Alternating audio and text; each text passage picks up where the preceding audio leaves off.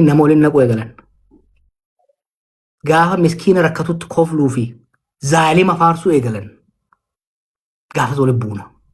San waliin dhiifnu jechuudha. Maaliif namni isheen akkas godhe sheekaa miti. Paastaraas miti sun maafiyaa ta'ee jira. Bare afaaniin natti ulfaata malee bara paastarootaaf sheekotaaf qeessotaaf beekaa bara maafiyaa keessa kariin arge. Dalagaan isaanii maali? Maafiyaan nama huuti. Sheetichi takka paastarichi takka abbaa gadaa jee maratee dallaala ta'a jidduu. Warquu bubbaan fa'aa bara abbaa gadaati adaabaatti ajjabaa gootan jedhe. Sheeka gurguddaa haaji abaluu fa'aa jedhamuu fi paastara abaluu jedhamuu bara waan akkana harkee jira. Dhuunfaan itti keessa yaasuu jira tokko tokkoon jechuudha. Nu qabsaa hin jennuun nuti. Gara keenya goraa hin jennuun nuti. Gara uummataa dhugaarra goraa. Garuu immoo hattuuf saamtuu maafiyaa nama jeeftu wajjiin biyyaaf uummata cirachuu maafiyaadhaan adda baafnee ilaallu sun kun ifa ta'uu danda'u qaba. Karaa maqii jettus kanuma. Kaameraadhaan ilaalan nama karaa maqii sun fa'aa nama haayawee guddaadha. Karaa Finfinnee irraa kiiloomeetira 100 jiru hunda diroonii fi kaameraan ilaalu jiran. Osoo laalan godhu jiran. Dhibbatti isinitti konvinsi ta'eetiin jira. Karaan gurguddaan kuni beekamtii mootummaatiin beekamtii mootummaa federaalaa fi naannootiin waraanni san barbaachisu diroonii sarviilaansi diroonii qofaadhaan to'achuu danda'a. Karaa hanga Bordoddeetti jiru, asiin hanga Mooyyaaleetti jiru, asiin hanga Baardaaritti jiru. Dhorkuu danda'a irraa.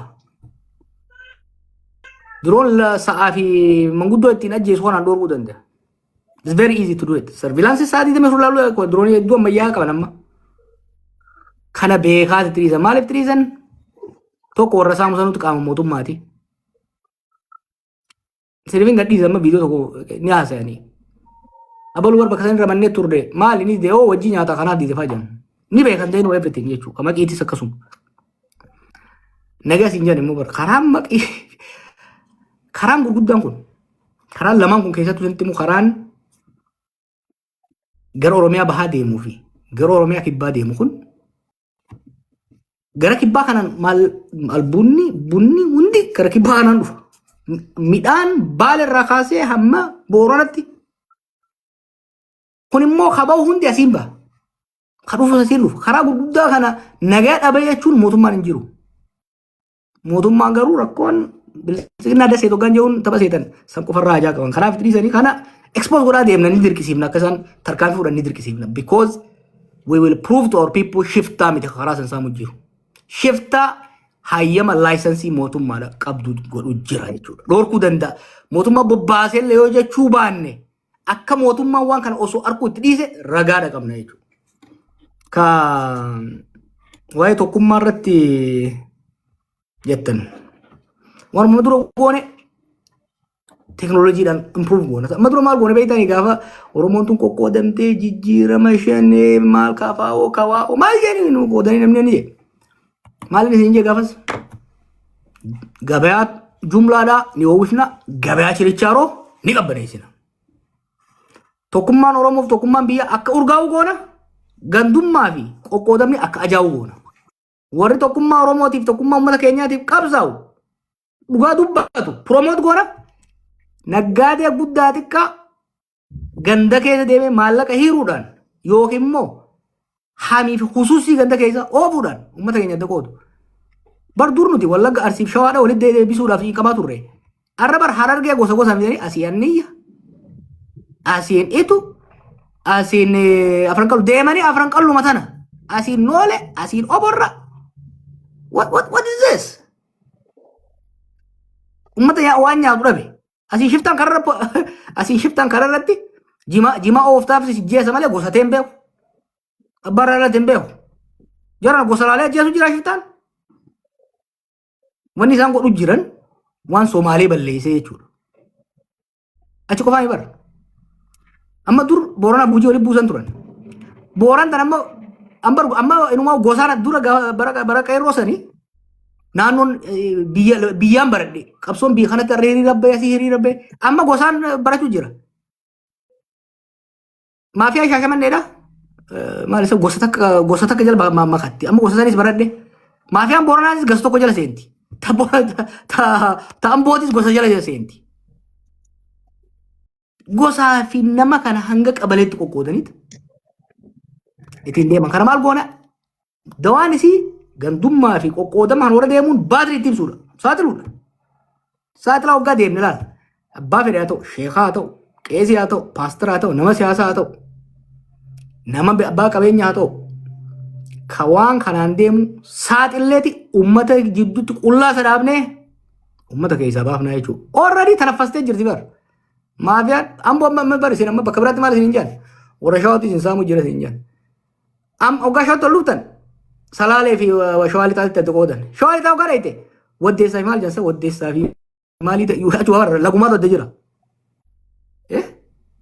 No kan nuti ijoolleen qabsaa'onni keenya waggaa 50 dura haa eegalanii gamaa gamana osoo hangammaaf hin beekin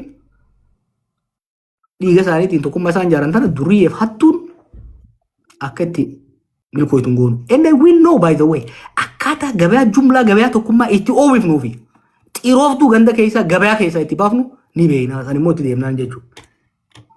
Galatoomee ulfaadhu jawwee kiyya baay'ee si ta'aabsine sa'aatirraa fudhanne amma carraan shamarraniif eegayame zeddi gaafii qabdaa? Carraa shamarranii kana wal jalaa gabbuunee warri yaada fudhate gabbuufnee shamarran kan akka gaariitti akka yaadarraa fudhatanaa goonu. Akkasitti mufanne gaa shamarran kee kun shamarran waggaa 27 si karaasise kun akkasitti mufanne. Zeddiini dubbachuu sodaate na fakkaata. Shamarran yeroo baay'ee mooraalii fi malee gaafii miidiyaa irratti hedduu sodaatanii hin agarre warra gaafii akkasii gaafii. Shamarran keessa nadiisaa shamarran mirgan diibin asli. Shamarran gaafii haa gaafattu. Namni akka shamarranii biyya ijaaru hin jiru. Qabsoon shamarran keessa hin jirre soogidda bishaan keessa hin jirre. Cidhaan qofaa asirra waliin nu qabdee asii baazar nu godhu jirta. Taragaagaa sheekaaf taragaagaa. Akka shamarranii dabalamtuu gaafiiwwan alarraana ergataa gaafii lamaa wayii adeessu.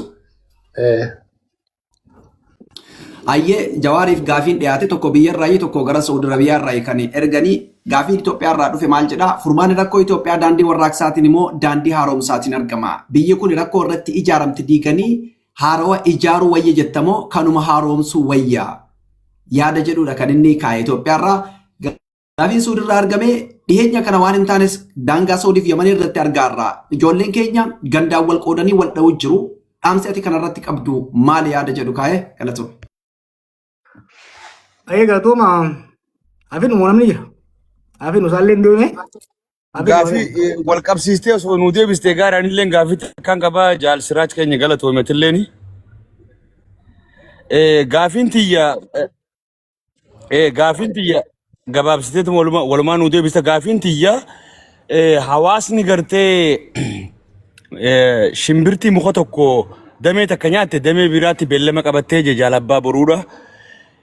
Amma fakkeenyaaf Jawaar keenyaa fi gartee hayyoonni keenya warroota waliin baratan hedduutu jira.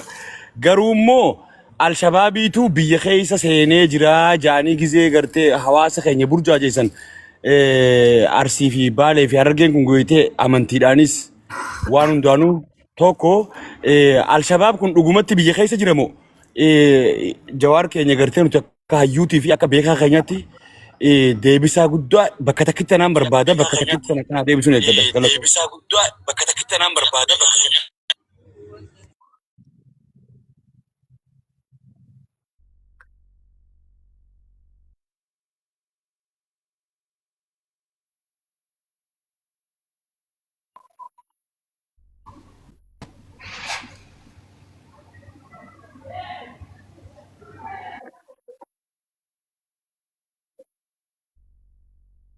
Kanaatiif ziyaar dibdibaa warri irraa fuudhi Hamza. Naanaati suuti wanni kanarra.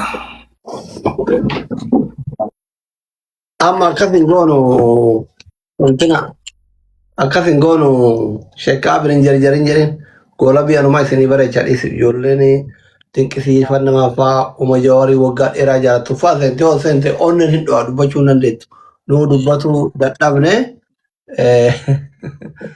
Wanta godhina miira keessaa ba'aatii fi gudarii fi kaabbisii warri biyya guddaa jirtan kun taragaggaana beeka amala qimamii mana mada. Hawwiima qabaniif seenuu barbaadan malee gaafii hin qaban jechuudha. Hedduu warri gaafii qabu yoo jiraate immoo carraa isinii kenna.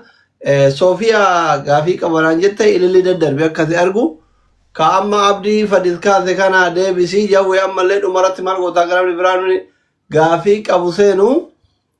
Uummanni kun fuulduratti hawaasni Oromoo kun biyyaaf alaa bakka hundaa itti roorrifamaa jiru kuni maal ta'uu qaba? Garam goruu qaba? Amma namoonni baay'een gara goru wallaallee jedheetumaan mootummallee deeggaruuf rakkate, abaa'ollee deeggaruuf sodaate, wama ta'uu dhabee qilleensa hawaarratti hafe hafu argama. Harcaatii jira akkam ta'uu qaban? Garamitti gaaddisa kam jala dhaabatuu qabanii waan san fuulduratti waan goruu qaban nu kaa'ii fi galatoomii ulfadhu. Ayya galatooma gaafii irra nama duraan deebi'a yoo dalayne yoo mari'anne yoo hojjenne carraa lakki jechuun beektaa carraa hoggaa jennu dalaydee hoggaa rabbitti sii guute jechuudha bara. Carraawwan jedhamu lootarii hubatu yoo bitte malee siin baatu yoo bitte malee siin baatu yoo qabsoomne waan nuti qabsoomne itti yaadnee sammuu keenya waan sadii amma dura jennee beektanii sammuu wal amansiifne onnee teenya walii hiinee miilaan tarkaanfannaan carraa bal'oo humna ni dandeenya uumaas jirraa jechuudha. Revolution moo reform kan jiru akkama koolaa saddeetii sanittis afoonaa illahiin wal bira kutuun hin jirtu amma.